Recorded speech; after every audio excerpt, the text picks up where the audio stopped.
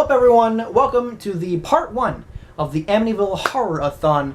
This is the very first movie in the franchise. This is the Amityville Horror.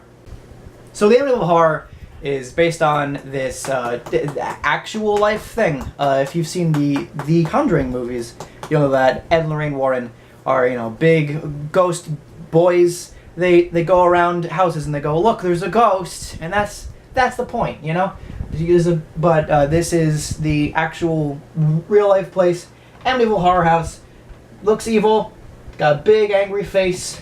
That's what it looks like, But of course, it's only supposedly evil because of a also real-life thing that actually happened of the DeFeo murders, where some dick just decided to murder his family for no good reason. Shit happens. So of course, this is this big curse upon the house now in supposed real life, and there was a book about it where some idiot was like, this could make an amazing, thorough read, and then some person was like, I'll make that into a movie. So then they did. Originally, it was actually meant to be a TV film, which, once I say that and you watch this film, it makes a lot of sense, because a lot of it is a little bit amateurish in some capacity, especially in the beginning, after we see the whole just like shooting of the family part, and we see the cops on the outside of the house. Our main guys, Beard Man, the dad, George, and Kathy Lutz. Her and her god awful pigtails. They're terrible. She has them in the beginning parts of the films, and it looks so bad. That's just a me thing, though. I hate pigtails. A pigtail shouldn't be a thing for much older women. The point is, they're going up with the real Taylor, this very older woman. They're going up the stairs, and in the middle of going up the stairs, there's just suddenly edits of the first part of the movie where the dude's shooting up his family, and it's just they're just walking up the stairs, and it's just boom, it's right there. It just happens right in the middle of a sentence at a point, and it bothers the crap out of me every time I see this movie, which for this review has been a couple times, so it bothers me a lot. So, despite being told that people were murdered in the damn thing, which they mention that they know, that this thing had murders happen in it, which I would never buy a house that has murders in it. Okay? Never buy a house with murders in it. That's just the way it goes, because I don't believe in ghosts, right? But if I was in a movie, which I could be at any point in my life, suddenly be the main part of a movie, and I would know that murder in a house means ghosts, and I would never go up there, especially if that house looks evil, as it did, and it may have lightning in it. But of course, they buy it, and they start fixing up the house. They kind of like slyly reveal that George is the stepdad of the kids, but that literally has nothing to do with the main plot. He just is. It's like, if you're wondering why he yells at the kids like they aren't his kids, it's because they're not, I guess. Even though they have the exact same haircut, so they could easily just be his kids. I don't know. It's weird. Also, the 70s. This movie was made in 76, I believe. 79. And yeah, everyone looks like they're late 70s, like completely dumb, like froze. Yeah, it's beautifully 70s. So, while they're fixing it up, a scene that I absolutely fucking adore is their priest that I guess they have personally.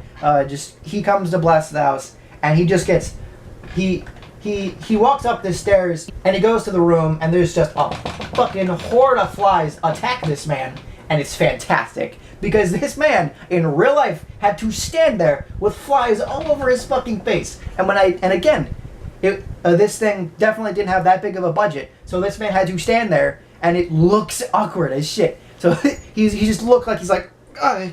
It is awesome. I love it for that specific fucking reason, right? Then a dumb ghost voice is like, get out, oh, spooky. Oh, get out. Get out of my house, sir! I'm a demon! Get out my house!" That's that, and then he gets out the house. They don't question it because they don't notice this priest just freaking out upstairs, which, wow, their door was locked and someone could have walked in. I love that this is 79. That only makes sense in the 70s. But more importantly, it's because they're checking out the basement. George goes down and he's like, "Well, there's a weird door in this basement." And then the kid just fucking falls, just eats shit on the stairs. He just falls right on his ass down each of the steps, and it's fucking amazing.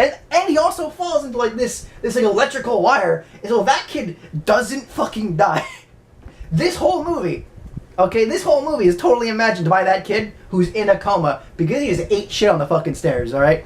That kid is dead, and this whole movie is a vision. That's my theory. And there just happens to be, like a horde of flies in the upstairs room. Then they move on to the next scene. They're still kind of setting up stuff, but mostly they're able to sleep in their rooms. And do they? Because they're so comfortable that Kathy's just half naked in her fucking room. Again, with the door not locked. So the kids who do later could easily walk into the room. And as does George. And she's surprised by the fact that George walks into her room with her half naked. It's like, I don't know, maybe at least close the fucking door. What are you doing? But luckily they have a hot love fest, and it's great. Great awkward indie 70s budget sex scene that's stopped by their young kid who starts crying that she wants to go home, which I felt like could have been something, but she just is brought to her bed and she never mentions want to be home ever again. It's weird. Due to him being blue-balled, he now can't sleep at all, so he wakes up at 3 o'clock, which I do want to mention that this is that's a great 3. That's a great fucking 3. This is what I'd like to call the 3 o'clock trope. It is a big thing in horror movies. They just get up middle of the night, 3 o'clock out of fucking nowhere, which isn't. It's not a real thing, because I fucking do that, where I'm just like, oh great, I need to sleep for work, and so I'd better stay up at 3. But it's especially a thing in horror movies where they just get up at 3 and the weird shit happens. And this is most prevalent when we come to Paranormal Activity. Like when those were big, every time it was 3 o'clock specifically, when the ghost would move a thing.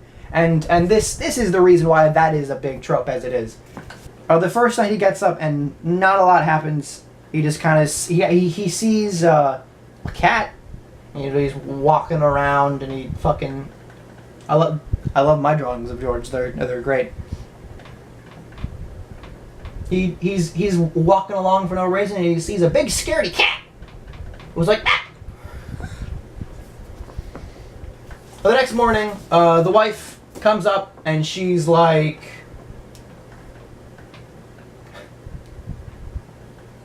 no. The next morning, the wife comes down the stairs. She meets with her young girl, the same young girl who broke up their fantastic love fest. That was definitely very well made. And she started talking about her imaginary friend, who certainly looks like another person. And she just kind of just mentions it, but it's the only actually continuing part of the movie, which leads up to the stupidest fucking thing. And we'll get to that. Afterwards, Kathy's other kids, well, she has 2 sons, but that's not important. They start fucking around with the toilet, and I guess they drop like a licorice bath bomb, because there's just like black goop that's just in the toilet for no good reason. It just is. And that's even less explained than the fucking anything else in the whole movie, is that there's just the fucking toilet is pooping out black goop. And it's not like it's like does anything to anyone, it's just black goop. There's black goop, and the kids are just like, the fuck is there black goop? And we're also like, the fuck is there black goop? So I'm asking, what the fuck was the black goop? But that's not important because Kathy's aunt, who's a nun, comes to also bless the house. She immediately runs away, and goes to her car where she just fucking pukes up a storm over here. She's just like, oh crap, the demons. The demons made me a sicko. Which, unlike the priest scene, which I thought was actually really well shot and actually kind of creepy again, because the man had to stand there with the fucking flies on him all over the place. She just shows up, gets sick, and is like, the demons. And it's not like she comes back like the priest does later, because she just leaves and never shows up ever again. Because they're like skipping around on the 5th night, once again the whole 3 o'clock thing, George just starts like staring into the fire for like no reason. Absolutely no reason he just starts staring into the fireplace. He just starts being super ass creepy, which I think that if the real George Lutz did this in real life, that just shows you that might have not been ghosts, and George Lutz may have just been a fucking weirdo in real life. But okay, but the ghosts are making them do it. Oh, it was the black goop! Which I actually like to imagine that it is the black goop that may have affected them in some capacity. There just was something in the water at their house, because the fucking scene immediately afterwards is them after another thing. They don't show another sex scene, but it's them afterwards, and she's just like, you don't gotta act like that. It happens to everyone. So demons just cause premature ejaculation. I want everyone to know that. Don't buy a house with demons, because you won't be able to do it correctly. There's also other doings in this franchise which this house seems to make you do, but we'll get to that fucking movie. Although despite the other premature ejaculation, Kathy does start screaming, but not the good kind of scream. And then they show the house again afterwards. You know, the big spooky house, but now it's all red. Just the screen's whole fucking red for no good reason. Is that like the demon vision, like it's in Evil Dead? No, it's just red house. So the priest from before, again, like I mentioned, he comes back. He has another priest friend, and they're driving. They're with their car. They're driving to that's a good turtle car I've made. So they're driving with their turtle car, and they're going to the church that they work for, and suddenly their car goes out of crazy, and they almost fucking crash. And it's a very quick scene, but it's very important because this whole thing shows you that the demons can get out of the house, but not just do it. They have to be connected to something. And what are they connected to? But a fucking fly. A fly was on their windshield, and through that fly was it able to move their car. So this thing can just connect to the flies, open its own window, which we'll see it can do later, and just flick out the flies, just go around the world and take over the world through its demon magic. That's a thing that can happen because of this stupid fly being on Mr. Turtle Car. So he's not very happy about it, right? He's like, oh, there's demons. Oh, there's demons on me. So let's go to a wedding of their totally we knew who it was, friend Jimmy. You know, good old friend Jimmy. And then the stupidest part is Jimmy's just like, where the fuck's my money? Oh my god, now I'll never pay the caterer. Because the demon fucking hides the money.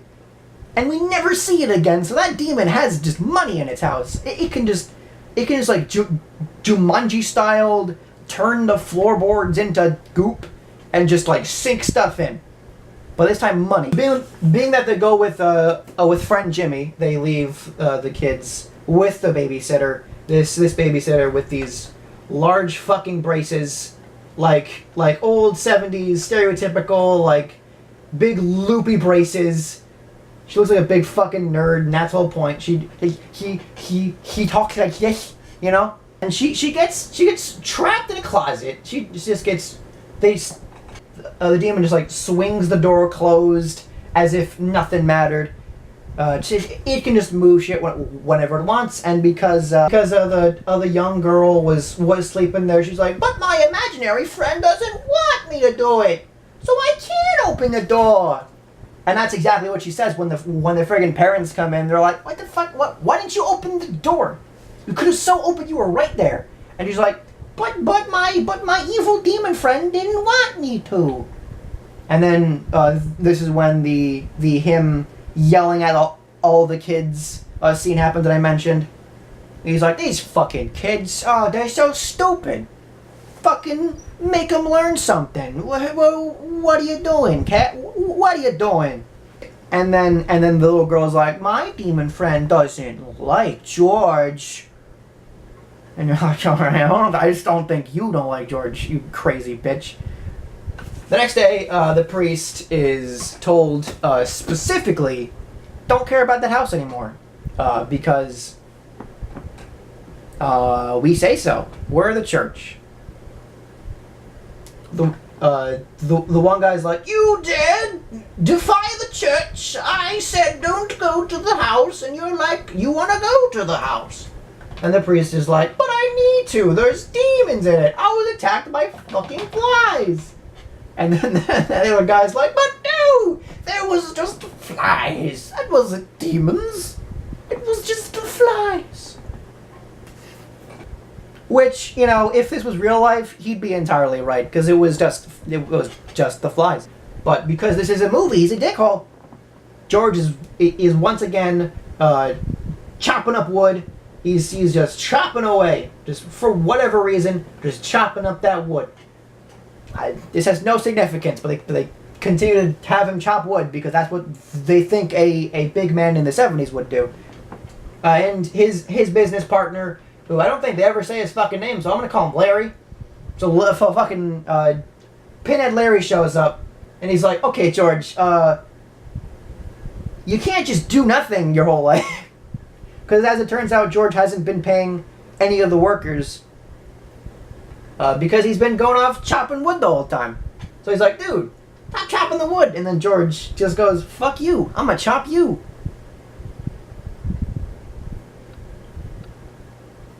He doesn't though, because this is where the damn window scene that I mentioned happens. The kids are kind of just like screwing around. They're like annoying their sister. She's playing with their dolls, and she's like, you don't fuck with me, dolls. She's actually just like doing like a business meeting with the dolls, and she sounds like a stern business person. I don't know what she's doing, but they're like hanging like a spider, and she's like, hey, don't fuck around, or whatever she says. And then the kids are laughing. They're like, and their fucking window shuts on the dead dude's hand, just squishes it. It's like, and it's actually horrifying. It's actually kind of like you know. It's like very quickly, in like 5 seconds, in like very just like boom boom boom, are they just like, oh, get the window off his hand, and then they're at the hospital, and he's like, look, there's no marks, and then they're immediately back at the house. Like they could have cut that part out. It's been like the next night, and then she's like, she's in bed with George, and she's just like, George, isn't it a little bit concerning that our child doesn't have marks on his hands? And my immediate thought was, no, it isn't. You should be happy. The dumb bitch is like, oh, George, why doesn't my child have a broken ass hand that will probably cause him life issues forever? And that really bothered me. That genuinely bothered me, because it's like, every mother in the world would be, thank God there's no marks on my kid's hand and no broken bones. But this one fucking person, this stupid bitch, is just like, George, isn't it weird? I think there's demons. Which they're right, but whatever. They're super right, because suddenly the whole fucking door breaks open. Their front door just busts the fuck open. And the big cop, like the big fucking cop, who's like eating donuts and shit, shows up. He's the dude from the beginning of the movie when they were investigating, like very quickly, in the 5-second beginning part of the kid who shot his family before. And he's like, oh, this happened before. This house has a lot of problems in it. Also, George, You look a lot like the guy who killed his family who used to live here. Yeah, that's weirdly concerning. And they just kind of mush it off, but then, you know, whatever. Hey, the exact same day, the girl's just like, my evil imaginary friend was like, there used to be a person who lived here and he got fucking shot in the face. And he wants to live me. And also it wants me to live with her forever. And then that very much concerns the mom, who's just like, yeah. So there's like fucking two things that are just like, yo, those murders were important. Fucking remember that. So this concerns the wife, who tries to call the priest, does absolutely not get to him, and then George goes out to steal a book and starts reading up on the history, and then at a bar, he's like, alright, yo, there's like demons and shit in my house. This is what's going on. And then fucking Larry's like, nah, man, there's no demons. You just need to get away with your wife and get some puss. And that's his actual explanation. And then they go to the house to try to convince Kathy that absolutely everything's fine. Until his fucking psychic wife, whom he just has, freaks out. Just like, alright, fucking my alarms are off the charts right now. There's absolutely demons. And that happens at the exact same time where fucking Kathy looks out the window and she sees some fucking Jawa eyes. Like, there is totally a Jawa just in the outside of their window going, Houdini! It's fucking... And that's what it looks like. It's just absolutely unconvincing and not as cool as that, again, really fucking cool fly scene. And it's just another out-of-nowhere random ghost thing that they decide, oh, that's what a ghost would do. Show their fucking Jawa eyes. They start Papa Bless in the house, and then at the same exact time, the priest, who was told specifically to not fuck with the house, then at his church has this awesome moment of just him going, good Lord! Stop the demons! and it is fantastic. I absolutely love that scene where he's just like, Jesus! And then for whatever reason, because demons and I'm assuming fly is like a part of the angel that's in the thing, just like floats down, pokes him in the eye, and then both eyes are blind. That's weird.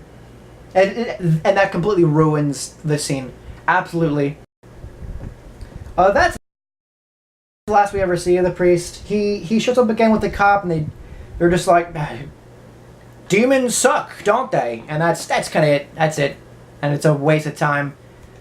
Kathy goes off to do her own research, and the whole mentioning that he looks like the kid just built up to this, where she just sees in a newspaper, she's like, oh my god, George! He looks exactly like that kid! And that's because, yeah, alright, but then what? Are they implying that he's the same person? And the weird part is he does look a lot like it. So I think they were just trying to, like, George Lutz in real life looked like the DeFeo murderer. I think it was Ronald DeFeo. He looks exactly like him, and it's weird. It's very weird. And I guess they were just pointing that out, which, alright, okay, we don't need it though, and it has nothing to do with the rest of it. What does have to do with the ending though is the weird imaginary friend who shows up right at the same time as the wood chopping has something to do, as suddenly all this wood chopping makes him think that he can chop up people the same way. So he starts going around all Jack Nicholson, starts chopping up shit, and right in the window of the house, he sees a giant fucking pig with the same Jawa eyes, meaning that was that was a demon. The big Bart Simpson demon thing. And it's stupid. It's just like a picture of a pig that they put right there, or like a gif of a pig that they put in the window. Oh, it's horrible. I hate that. I hate it. It's worse than the dumb Jawa eyes, and it's worse than the fucking black goop. It's just absolutely god awful.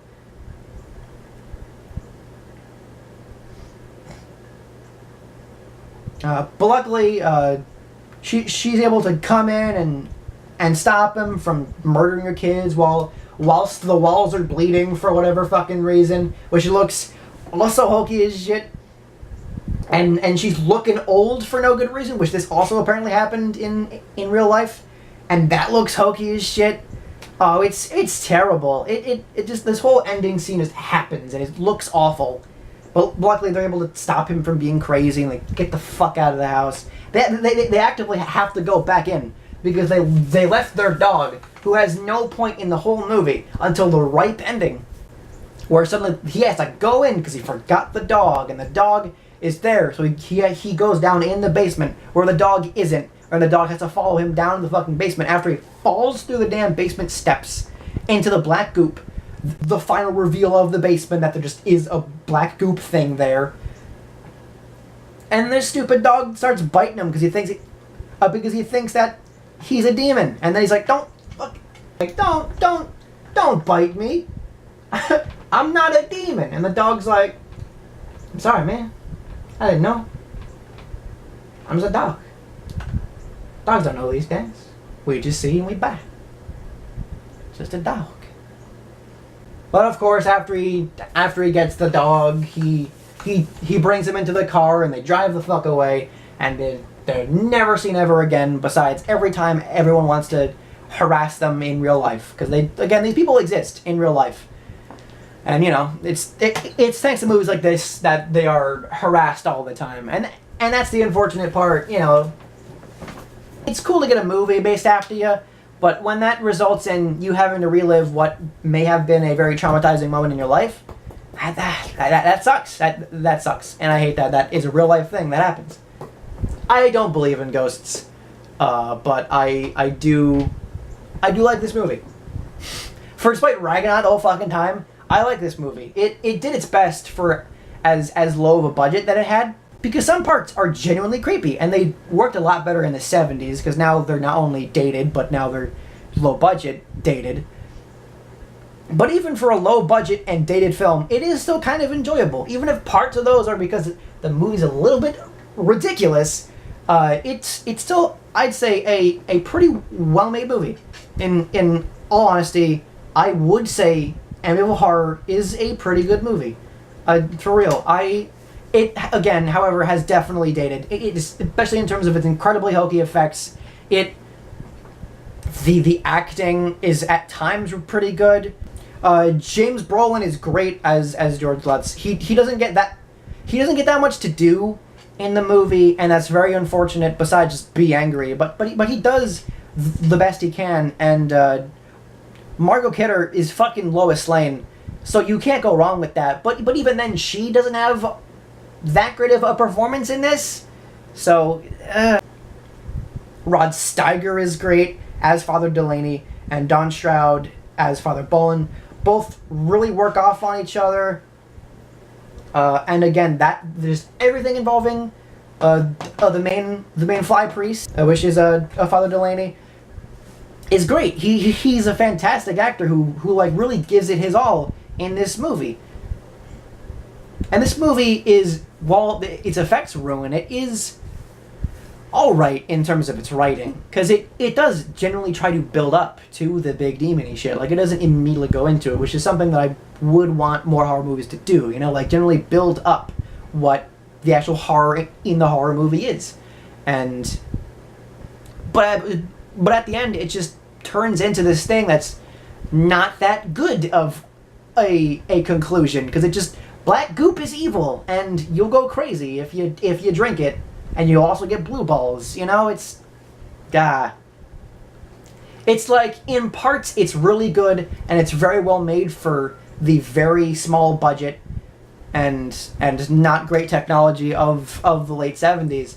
But also, even in the late 70s, was it not that good and not that well liked. It's a definite cult film, you know. This is a movie that was not liked in its time, but just due to the fact that it's weirdly enjoyable because of that, and just probably because of the fact that it has aged, it is enjoyable. It has become a cult film. If you're looking for a really good horror movie, I wouldn't recommend it. But if you're looking for a pretty interesting showing on how horror movies were back in the 70s, and an alright horror film, I would recommend this movie. But again, due to all of that, it's not the best made, but it's also not the worst made. I would definitely give it a C+. Absolutely. It's not bad, but it certainly isn't that good either. But even despite that, I think anyone who watches this, if you're ready to deal with the weird shit, you'll have a good time. You'll definitely have a really good time. Next time, though, we'll have a movie that is definitely something you'll like because it's god-awful as shit. The first sequel in the big, large, crazy Amityville Horror franchise, Amityville 2, The Possession, which supposedly is a prequel, but we'll go into why it absolutely is not.